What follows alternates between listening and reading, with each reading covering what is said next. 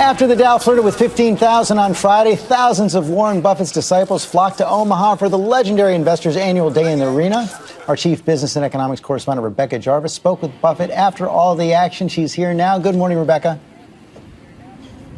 Hi, George. Good morning. And it may look like a dog and pony show here at the Berkshire Hathaway annual meeting. A 5K race, which is special for this meeting, just took off behind me. But the real reason 40,000 people flock to Omaha every single year is to hear from Warren Buffett himself on stocks and the economy. And that's where we began when we spoke.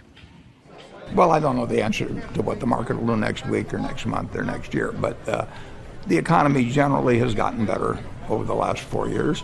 The stock market got very depressed. I wrote about it in late 2008, and said stocks are very cheap. They're not as cheap now.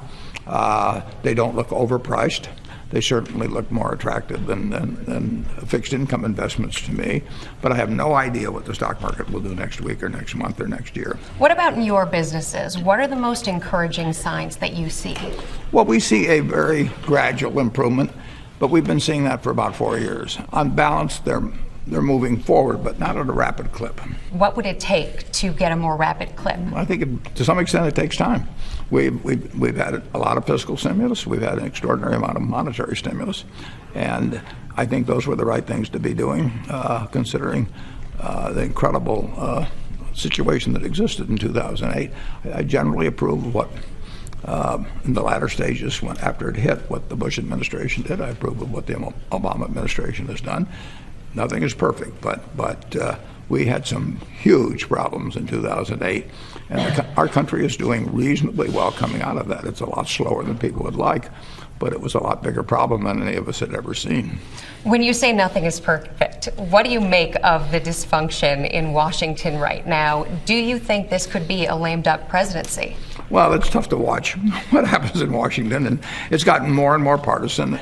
But now so many elections are determined by the primaries and not the November elections that it does tend to push both sides to the extremes and to cause them to dig in and feel that they can't bend from positions because they'll get primaried. One of those issues is immigration reform, and your son Howard has advocated on behalf of immigration reform. Mm-hmm. How critical do you believe a new policy is to our economy? Well, I think we need to have a policy. I mean, we've been bouncing this one around for a considerable period of time, and I think we should have a more logical immigration policy too. What would that be like? It would mean that we would attract a lot of people, but we'd attract the people we want to attract in particular. I mean, I think in terms of educating tens of thousands or hundreds of thousands of people who we enhance their talents and not let them stick around here.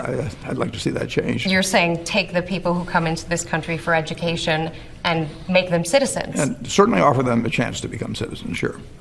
You have now taken up the chance to become a member of the Twitter sphere. Here we go, huh? Tweet away. Okay. Warren is in the house. Which is a surprise to a lot of people because you held out for so long. You're still looking at a technophobe who's kind of pathetic in that, and all things new. But I felt it would give additional distribution, particularly to an article. I wanted to have wide distribution about women. So I joined Twitter, and it seems to be working. In the article in Fortune magazine, Buffett called women the key to America's prosperity, writing, "We've seen what can be accomplished when we use 50% of our human capacity. If you visualize what 100% can do, you'll join me as an unbridled optimist about America's future." You're bullish on women. I think we've made a terrible mistake in this country, and a lot of other countries too, but in not using all of our talent. I mean, if we said we were only going to let people, men 5'10" or below, engage in 3 or 4 occupations, it would be regarded as totally nutty.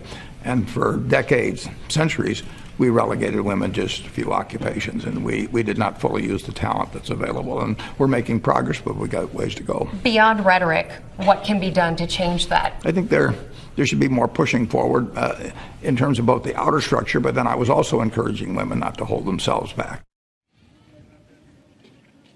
3 of the 13 members of Warren Buffett's Berkshire Hathaway board are women. That's a little bit better than the national average. However, there will be a man eventually replacing Warren Buffett. He says he has no plans to step down just yet, but the board and he are firmly aligned on one candidate, and it's not a woman.